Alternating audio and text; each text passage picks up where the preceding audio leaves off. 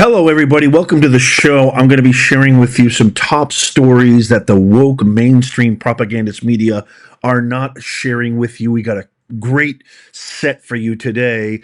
Just sit back, relax, get your popcorn, your favorite beverage, because we're going to be talking about RFK Jr. Promises made, promises kept. Appointed as the National Director of Health and Human Services. He oversees the FDA. He oversees pretty much every agency related to the health of our great nation. I mean, there are people losing their minds. Pharma stocks have dropped. We're going to be talking about that. Also, Sylvester Stallone. Just when you thought Holly Weirdo was a completely exempt and just a lost cause, Sylvester Stallone makes the most powerful statement I think I've ever heard, not just from a celebrity, but maybe even in the last 18 to 24 months at Mar-a-Lago. You got to stick around for that. Then this is really, really huge news. The House Democrats thinking about they've absolutely melted down over Trump's cabinet picks.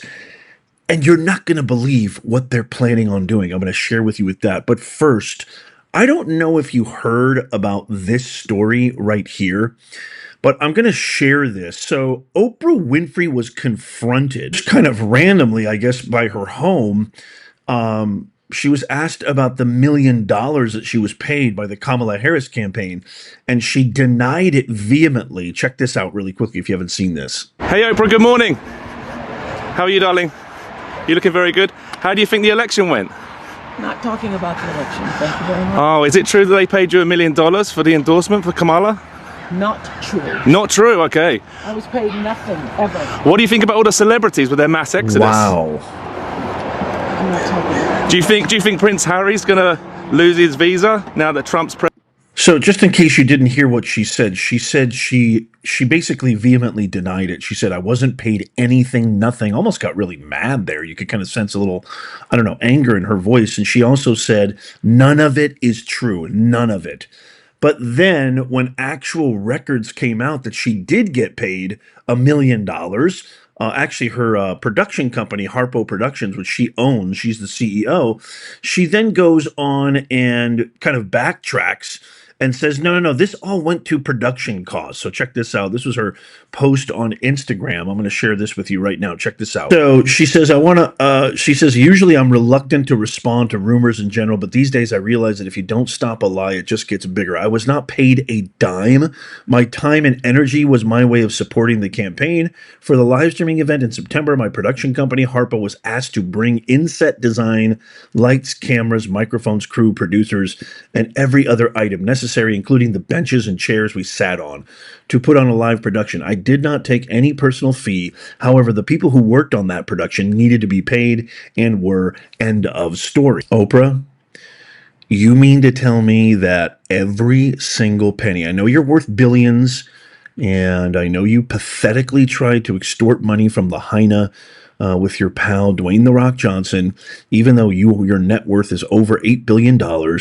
I know you don't need the money, but I find it very, very hard to believe that you didn't get one penny, that you just graciously and unselfishly gave everything to the people, the crew, that were working on that production. But I would love to get your thoughts on this. Let me know in the comments down below.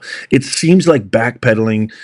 In that video, you could see she was vehement, adamant, saying, no, nothing. I didn't get paid a dime. Nothing happened.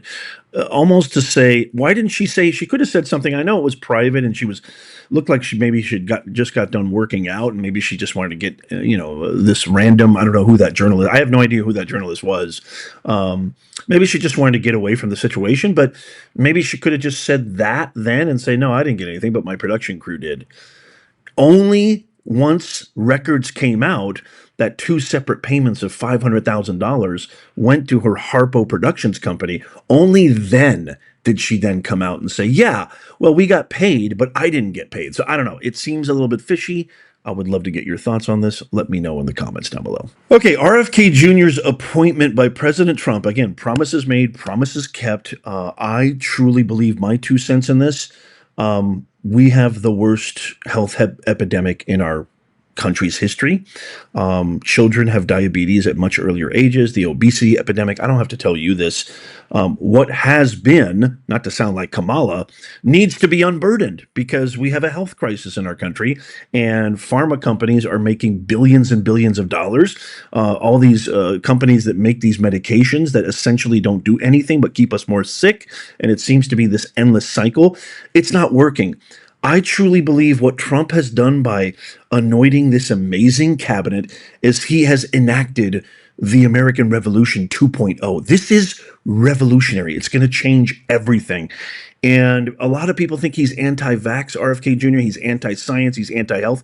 Couldn't be further from the truth. He wants to take out the poisonous chemicals that over 3/4 of the world in other countries have banned from their food. And I truly believe this is a revolutionary moment. I believe him. I think he's in earnest. I think he's smart. He's intelligent.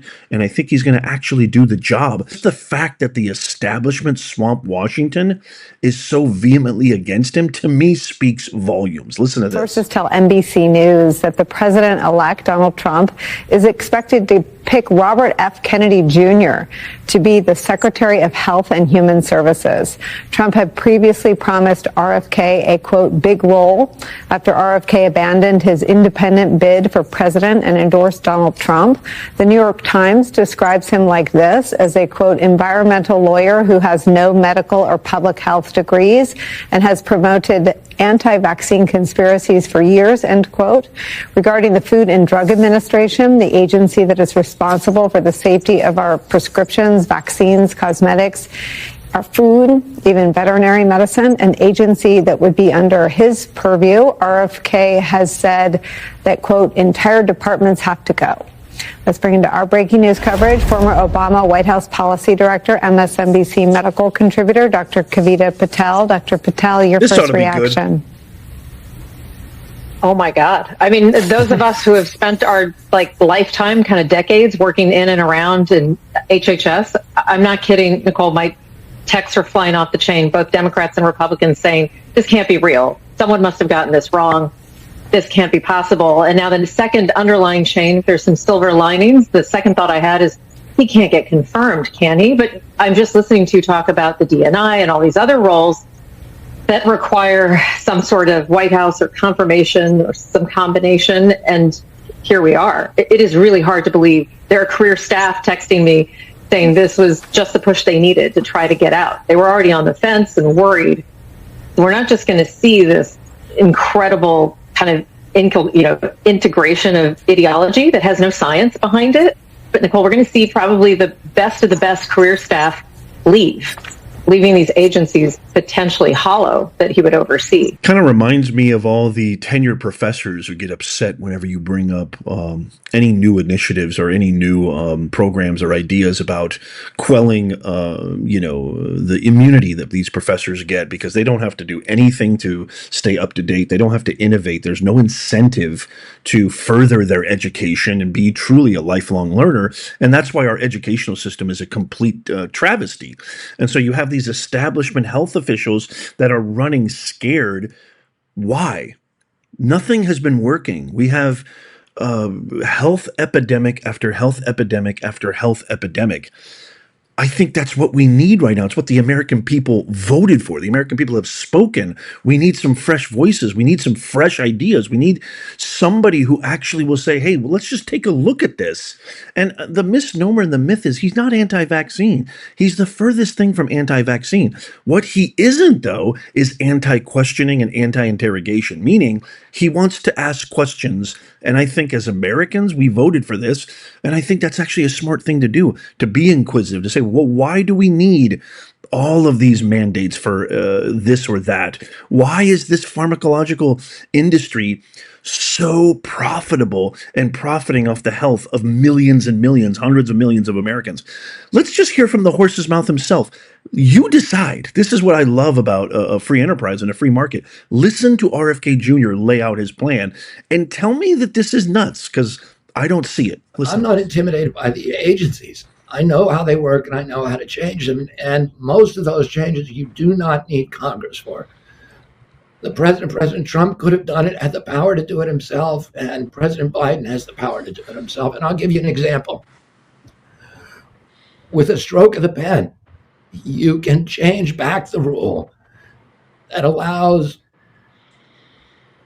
pharmaceutical advertisers to do direct to consumer ads on television.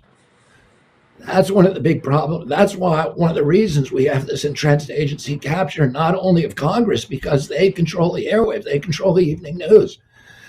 75% of the revenues for those evening news shows for, Anderson Cooper is coming from Pfizer and other pharmaceutical companies. So, and those companies are dictating content on those shows, and they dictate the official narratives. And they're able then to exercise huge control over Congress. So Congress is terrified of them. But with a stroke of the pen, you can say this is not good for the health of our country, which it isn't. We spend 3 times more than any other country for pharmaceutical drugs because of all this advertising. And we have the worst health outcomes of any, I think we're 79th in the world in health outcomes, because there's only rule that allow pharmaceutical advertising on TV. One is New Zealand, the other is the U.S. Adopt that overnight as president. Another thing that I can do is I can open up all the databases. Right now, all the databases that you can actually check the efficacy and the safety of vaccines, like the vaccine safety database. It's the top. It's all the vaccine records and the medical claims for 10 million Americans from the top 10 HMOs. Well, you can look in there, and overnight you can say, oh, this vaccine's associated with diabetes, this one's associated with peanut allergies, this one's associated with ASD, neurological tics, or whatever. That database, CDC keeps it in a lockbox, like Fort Knox, and makes sure no scientist is allowed in there. Well, I'll open up that database on day one. And, I'll bring all the medical journals, the New England Journal of Medicine, the Lancet, JAMA, into the Justice Department as soon as I appoint an AG. And I'll say to them, you guys are part of a racketeering syndicate. You're collaborating with these pharmaceutical industry to lie to the American public about the efficacy and safety of these products, and you're causing enormous harm, and we are going to sue you both civilly for damages, and we're going to sue you criminally unless you come up with a plan right now as to how you're going to stop doing that. So I have 100 things that I'm going to do immediately. Doesn't sound that bad to me. I would love to get your thoughts on this. I've said this many, many times that, I base a lot of what I share with you guys on my due diligence, qualitative and quantitative research. But sometimes, and everything adds up with RFK Jr.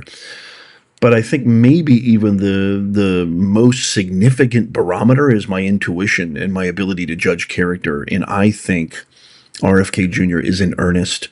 I think he's honest. He has integrity. He's a good human being, and his soul is intact. But I would love to get your thoughts on that. Okay, in more scarier news, the Democrat on the House floor absolutely melts down over Trump's cabinet picks and actually suggests, this is Congressman Meeks, who actually suggests that if Trump attempts to weaponize the justice system against his political opponents with Matt Gaetz, we can see incoming Senator Adam Schiff as a shadow attorney general. I mean, this is nothing short of not only defying the American people and the American voice.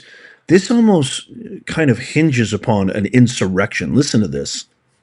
If Trump attempts to weaponize the justice system against his political opponents with Matt Gaetz at the helm, we could see incoming Senator Adam Schiff as our shadow attorney general, arguing against replacing our independent prosecutors with Trump loyalists. If Trump seeks to eliminate the Department of Education, Congresswoman Johanna Hayes, a former Teacher of the Year, could step up as shadow education secretary to loudly defend public education in the United States. If Trump orders Marco Rubio to hand Ukraine and much of Eastern Europe to Russian President Vladimir Putin, Congressman Greg Meeks, as Shadow Secretary of State, could be a strong voice in support of maintaining international relationships and protecting democracy at home and abroad. Senator Michael Bennet as Shadow Treasury Secretary, and Congresswoman Susan DelBene as Shadow Commerce Secretary could help ensure the middle class and small businesses have a voice in government and call out Trump's proposed tax cuts for billionaires and corporations. As Shadow Defense Secretary, Congressman Adam Smith, a great representative for the people of Washington and not a Fox News host, could counter Trump's threat to use military force against his political opponents and work to ensure that the Department of Defense stays loyal to the Constitution and not some wannabe dictator. And Senator Tammy Duckworth could argue against cuts to the Department of Veterans Affairs that would delay the benefits and care our service members have so rightly earned. If Trump hands over the EPA to big oil ally Lee Zeldin, we could see Congresswoman Kathy Castor pushing back for environmental protection and conservation to protect the air we breathe and the water we drink. And if Trump pushes to ban abortion nationwide, Congresswoman Rosa DeLauro could step in as Shadow Secretary of Health and Human Services to defend women's right to choose and argue against the gutting of Medicare by Trump and his cronies. Mr. Speaker, new times require new solutions. The Shadow Cabinet isn't just about opposing extreme MAGA attacks on our government. It's also about making clear what we stand for, not just what we're against. Okay, I would love to get your thoughts on that, but that literally sounds like defying what the people had spoken for on Tuesday, November 5th, during the most landslide election in modern times. Trump won both the popular vote, he won the electoral vote, we won the Senate, we won the House, and here you have House Democrats who are literally trying to erect and advocate for a shadow government that nobody voted for?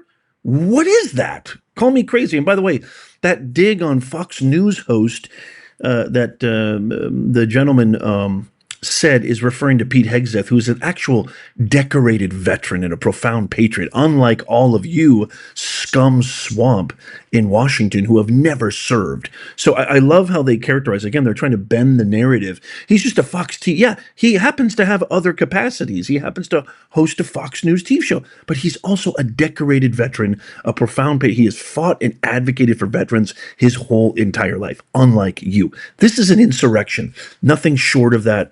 I would love to get your comments on this, and this needs to be shared because you're not going to see this on the propagandist, woke, fake mafia media anywhere. So share this with everybody you know. Okay, this is the speech heard round the world. This is the speech that absolutely rocked the internet. Everybody. It broke the internet, broke the left, broke Holly weirdos. Sylvester Stallone, one of the biggest movie stars in the history of Hollywood, gave this speech talking about President-elect Donald Trump. I just want you to listen to it for yourself. It is whoa. I mean, I think you're going to learn a lot about Sylvester, and you're also going to learn a lot about, you know, the dichotomy of Hollywood. And I think you're going to be moved by this. Check this out. I didn't expect this, but I'll just keep it short and sweet because there's no such a thing as a speech too short. When I did Rocky, if you remember, the first image was a picture of Jesus, and it says Resurrection AC Club. I found a church that had been converted to a boxing ring. So the image pans down from Jesus onto Rocky being hit. And at that moment, he was a chosen person, and that's how I began the journey. Something was going to happen. This man was going to go through a metamorphosis and change lives, just like President Trump.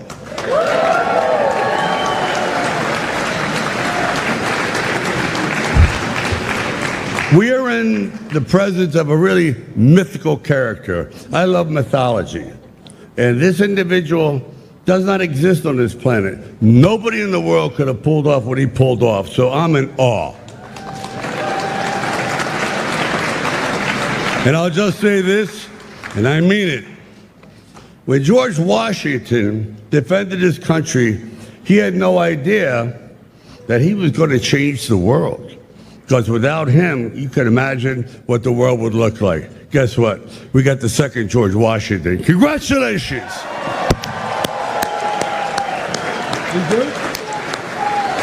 But Okay, so I have to mute the music, but this is wow. Sylvester Stallone just called Donald Trump the second George Washington. Wow.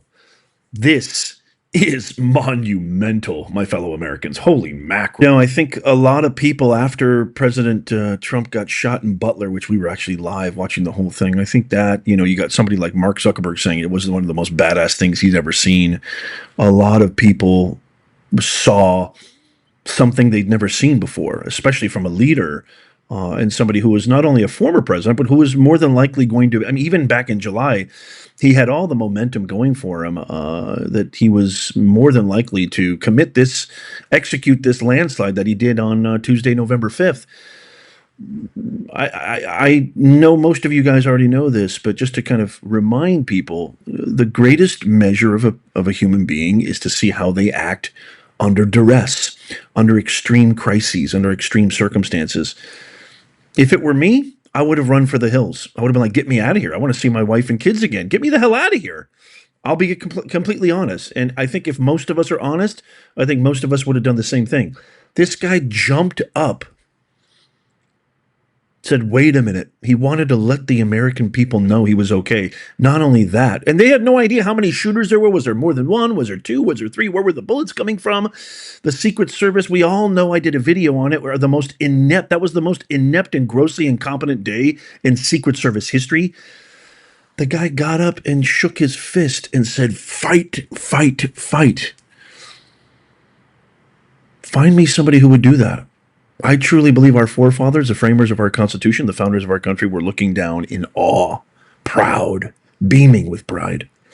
And I truly believe that was divine intervention. I can't wait to get your thoughts on all of this stuff. Let me know in the comments down below. Please tap that thumbs up. Not for me. It has nothing to do with vanity. I just want you to tap. It takes you a nanosecond. Do it right now so it can get our video pushed out to more people. Sign up for our free newsletter. That's in the pinned comment, show notes, and descriptions. I really, really can't wait to hear your guys' thoughts. Let me know on all this stuff, especially Sylvester Stallone's profoundly powerful characterization of President Trump. Check out these videos coming up on the screen right here. I just posted them very recently. Tap my face right there to subscribe. It's absolutely free. And as always, may God bless you and may God bless the USA. I'll see you soon.